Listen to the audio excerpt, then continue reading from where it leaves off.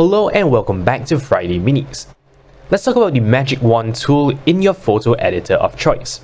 At first glance, it's a fairly easy to use kind of tool, right? If you want to make a selection that is a flat wash of color like my background, just click on it. Except, you'll probably find that the selection isn't perfect because turns out my background isn't a flat wash of color. For example, I can even see on a monitor that it's more of a red on this side, it's more blue on this side, and my shadow is here. No, here. So there will be some issues in perfectly selecting the entirety of that background. So what then? Now, of course, the easiest thing you could do would be to increase the threshold, right, for the tool. And what that means is for it to be more lenient in terms of what is considered the same color. And therefore, in doing so, you can somehow try and select, more, right? But what you usually find is that there are issues because, well, it may end up selecting the things you don't want. When there's a very strong contrast, between the background color and the foreground color in this case, then that's not an issue. But there may be other parts of the picture where, this could actually become a problem. So what would you do? Turns out, adjusting the threshold is not the only way, and in fact, it's not a great way because, again, the issues I've mentioned would come up. But thankfully, many image editing programs actually allow you to make selections and then combine these selections together. So in this case, I'm using GIMP, and here's what I would do.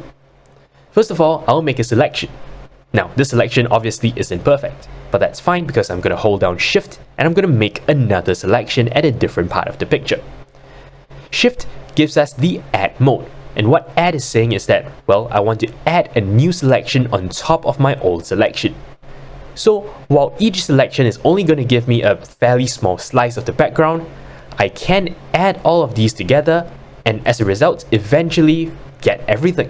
Of course, the added advantage here is that each individual selection has a small enough threshold such that it's not going to spill over, say, from the wall onto my face. So you wouldn't actually have those issues.